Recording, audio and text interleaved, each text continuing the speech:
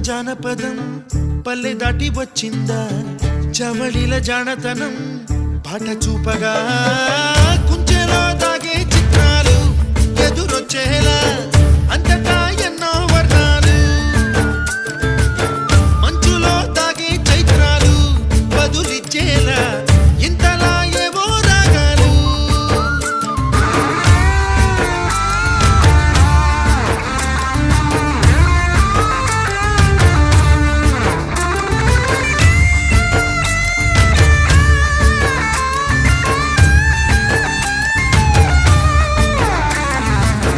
ఆకతాయి సందడిగా